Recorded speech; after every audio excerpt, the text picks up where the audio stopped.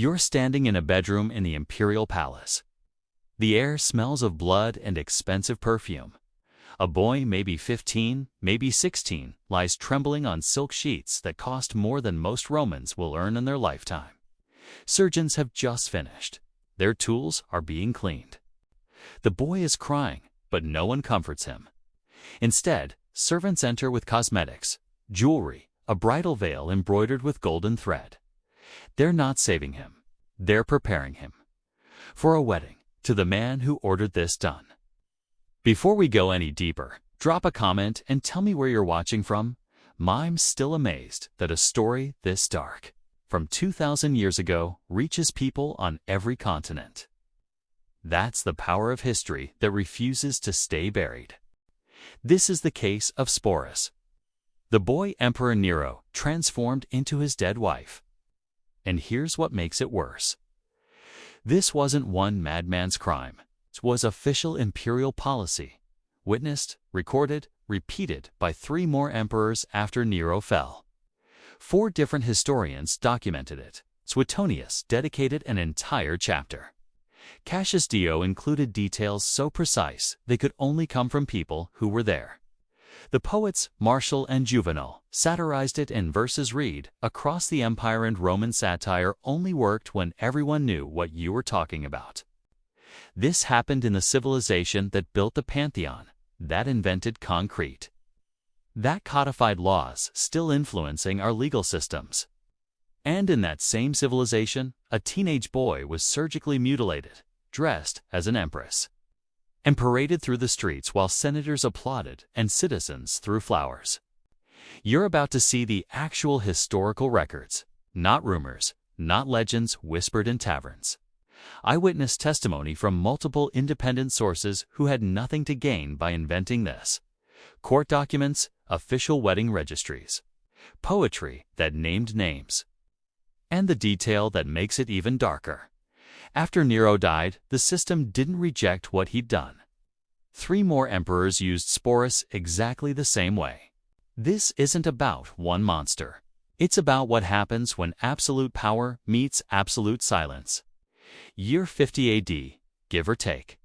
Somewhere in the Roman Empire, a boy is born to a freedman, someone who'd once been a slave, but earned or bought their way out. That placed the family in legal limbo.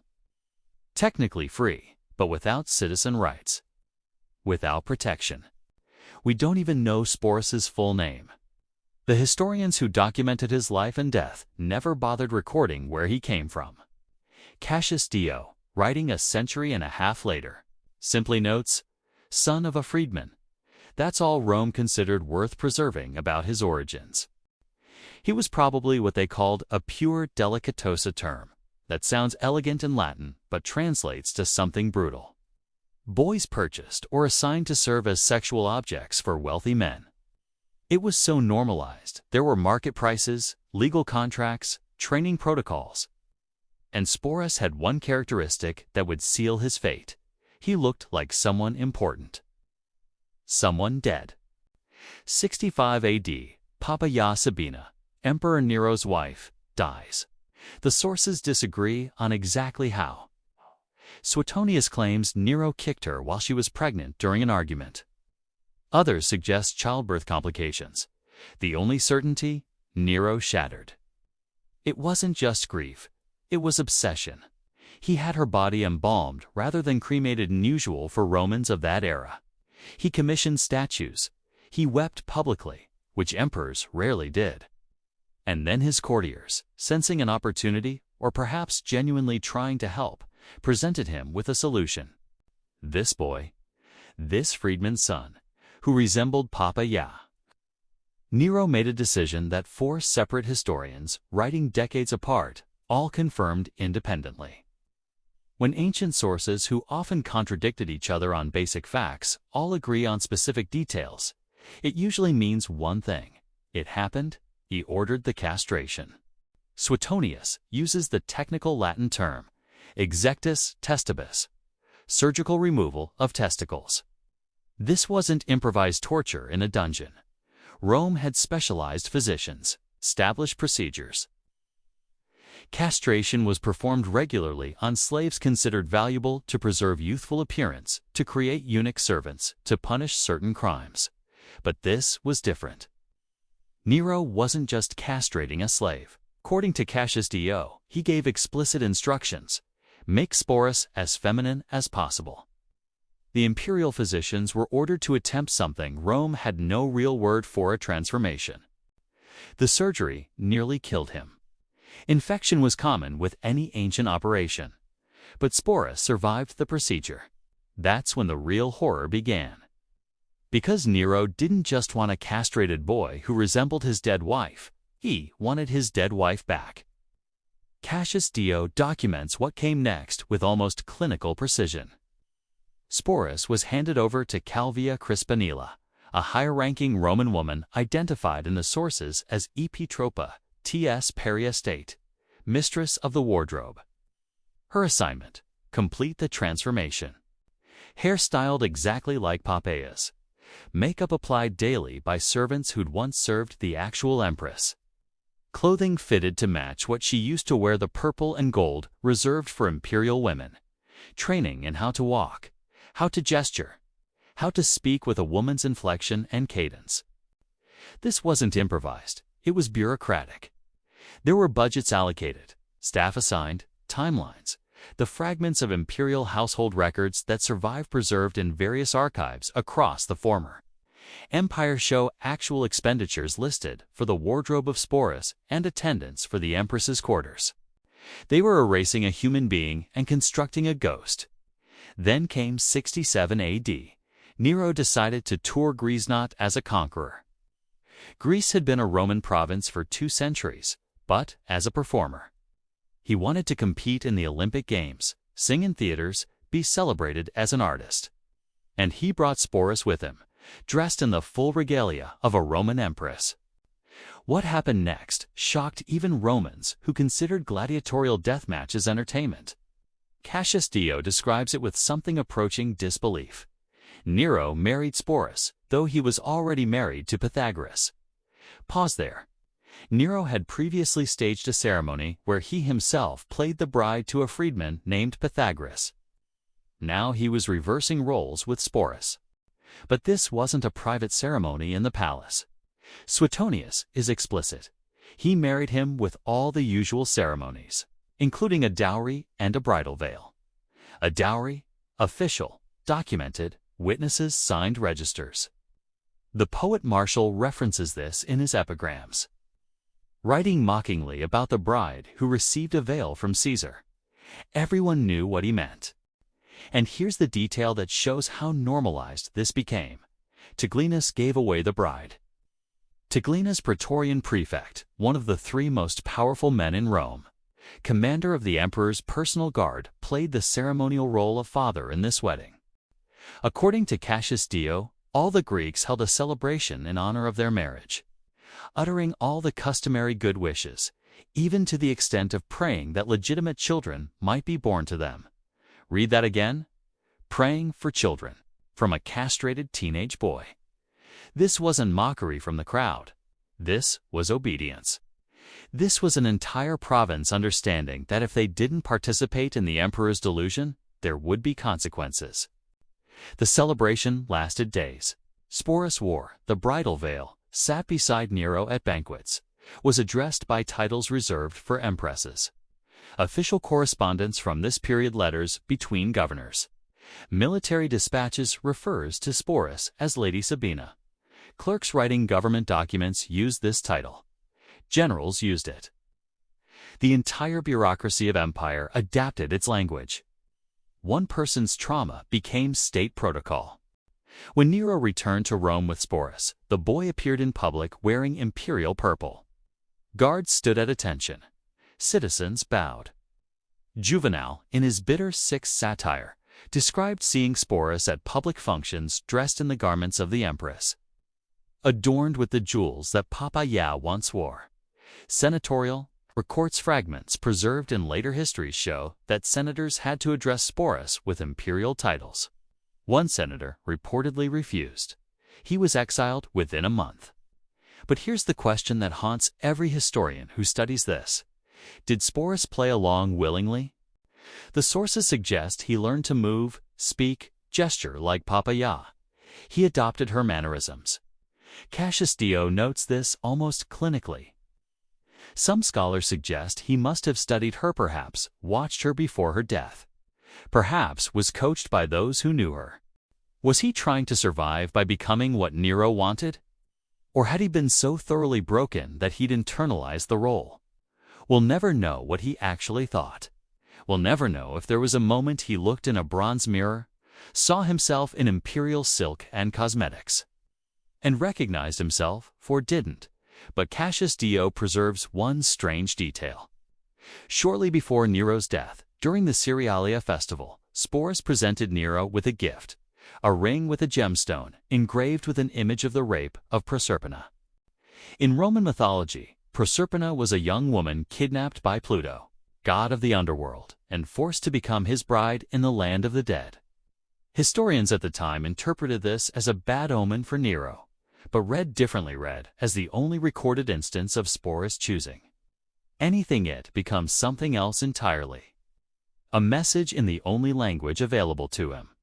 Then came June 68 AD. Nero's regime collapsed. The Senate declared him an enemy of the state.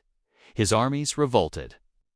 He fled Rome and committed suicide in a villa outside the city. All Sporus was there when it happened.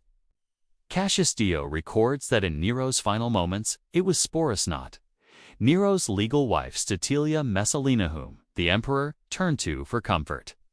You'd think that's where the nightmare ended? You'd be wrong. Within days of Nero's death, Sporus was taken by Nymphidius Sabinus, the Praetorian prefect who'd helped orchestrate Nero's downfall. And according to Plutarch, writing in his life of Galba, Nymphidius didn't free Sporus. He called him Poppaea, treated him as a wife, planned to marry him publicly to strengthen his own claim to the imperial throne. Let that sink in. The man who helped oppose a tyrant immediately adopted the tyrant's practices. Nymphidius's plan failed. His own soldiers killed him when he tried to declare himself emperor, and Sporus passed to the next owner. Emperor Galba held power briefly. We don't have detailed records of those months. Then came Otho, the second emperor of 69 Editha, year of the 4 emperors. And here's where it becomes personal in a new way. Otho had once been married to Poppaea Sabina, the original, before Nero took her from him, before she died. Cassius Dio writes simply, Otho took Sporus as his own. Think about that. This wasn't Sporus being forced to play Poppaea for a stranger. This was being forced to play her for someone who'd actually known her. Someone who could compare every gesture. Someone who could say, no, she didn't move like that. She laughed differently. Try again. Imagine that psychological torture. Ulf. Reign lasted 3 months. Ulf. He committed suicide after losing the Battle of Bedriacum. Sporus transferred against to the victor, Emperor Vitellius, for emperors in 1 year, each using him for the same purpose, each perpetuating Nero's delusion, each proving this wasn't about one madman's aberration, was about how the system itself functioned. But Vitellius had different plans. Vitellius decided Sporus had served his purpose. But he couldn't just free him. That would be admitting what Nero and all the others had done was wrong. Instead, Cassius Dio records, Vitellius planned something that even by Roman standards was considered extreme. He wanted to use Sporus in the arena, not as a gladiator, as a victim in a damnatio ad ludum theatrical execution. The plan: dress Sporus as Proserpina, the goddess from the myth. Drag him into the arena in front of 50,000 people. Have him publicly violated and killed in a staged reenactment of her rape by the god of the underworld. Remember the ring Sporus gave Nero? The one with the rape of Proserpina engraved on it. Vitellius was going to make it literal. Rome did this regularly. They called them fatal charades. Prisoners forced to act out mythological scenes that ended in their deaths torn apart by animals, burned alive as Hercules, crucified as Prometheus. It was entertainment. Theater and execution merged into one. When Sporus learned what was planned, and we know he learned because Dio says so explicitly, he made a choice. 69 AD, somewhere in Rome, Sporus committed suicide. Dio doesn't record how. Just that he died by his own hand to avoid the arena. He was probably 19 years old, maybe 20. 4 years. 4 years being passed between emperors like furniture. 4 years being forced to embody a dead woman. 4 years as living proof that the most powerful civilization in human history could turn a person into a prop. And in the end, the only power he had left was the power to stop. Suetonius, writing decades later, uses one word to summarize Sporus's fate. Usus used, not married to, not kept by. Used like a tool, like an object. And when the tool broke, Rome simply moved on. There's no record of his burial, no monument, no ceremony. The boy who'd been called lady, queen, empress for 4 years disappeared from history the moment he was no longer useful. But the historians who documented this, what did they actually think? That's what's most revealing. Suetonius placed the Sporus story in his chapter on Nero's sexual aberrations. Right between accounts of Nero raping a Vestal virgin and committing incest with his mother. His tone isn't horror, it's catalog. Nero did this. Nero did that. Nero also did this thing with Sporus. No moral outrage. Just documentation. Cassius Dio provides the most detail, but writes almost ethnographically like he's describing exotic customs of a foreign culture. Yet he includes this line about the wedding celebration. All the Greeks held a celebration. That word, all, that's judgment. Not of Nero alone, but of everyone who participated. The poets mocked it. Martial and Juvenal wrote satirical verses. But they didn't call for it to stop. Satire was how Romans expressed disapproval while maintaining plausible deniability. You could mock the emperor's actions as long as you didn't challenge his authority. So they laughed, and Rome continued. None of them wrote, "This should stop." None demanded Sporus be freed. They documented it, criticized it, satirized it, but they accepted it as the reality of imperial power.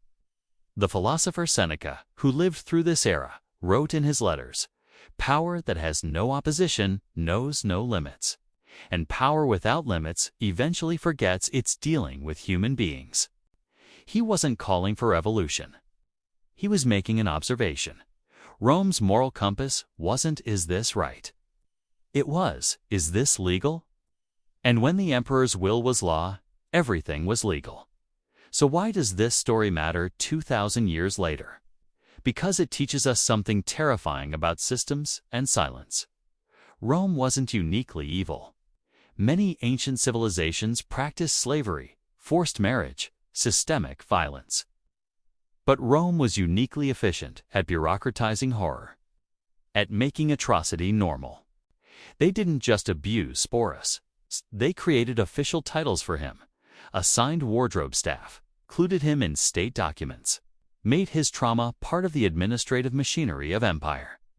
Hannah Arendt coined the phrase "the banality of evil" in the 20th century, studying the Holocaust. But she could have been describing Rome. When surgeons perform mutilation as routine medical procedure. When clerks record trauma as administrative detail. When witnesses watch systematic abuse and respond only with satire, that's when evil becomes invisible. And once invisible, it becomes eternal. Think about everyone involved in Sporus's story.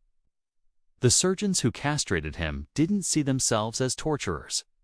They saw themselves as following medical orders. The courtiers who presented him to Nero didn't see themselves as traffickers. They saw themselves as solving their emperor's emotional crisis. The senators who used imperial titles for Sporus didn't see themselves as complicit. They saw themselves as following protocol. The citizens who attended the wedding didn't see themselves as witnesses to abuse. They saw themselves as loyal subjects. Everyone had a reason. Everyone had a justification. and a teenage boy was destroyed. The lesson isn't that Nero was a monster. Monsters are rare. The lesson is that systems can turn ordinary people into participants in horror without them even realizing it. That bureaucracy can make the unthinkable routine. That survival can look like complicity. That silence can be violence. The Roman historian Tacitus wrote not about Sporus specifically, but about the entire imperial system. The worst crimes were dared by a few, willed by more, and tolerated by all. 3 verbs, 3 levels of responsibility, all of them necessary for systematic evil to function. By 69 AD, Rome had normalized imperial brutality. Emperors came and went, some competent, some disasters, but the system endured. The emperor's will was law, his fantasy reality. Participate or face consequences. Sporus chose death. Most chose participation. The ruins remain. Tourists photograph the Forum and Colosseum, imagining togas and laurel crowns. But beneath every stone lies a warning. When power answers to none, bureaucracy normalizes cruelty, and silence becomes complicity. Everyone becomes guilty. The empire that conquered the world never conquered its cruelty. Somewhere in those ruins lies a boy whose name we barely remember, given titles he never wanted, forced to embody a ghost, surviving 4 emperors and a system meant to erase him. His only way to be seen again was to disappear. History remembered Sporus long enough to prove his suffering, then moved on. The marble stands, but listen closely, and you hear a system that turned humans into props, cruelty into ceremony, and silence into stone.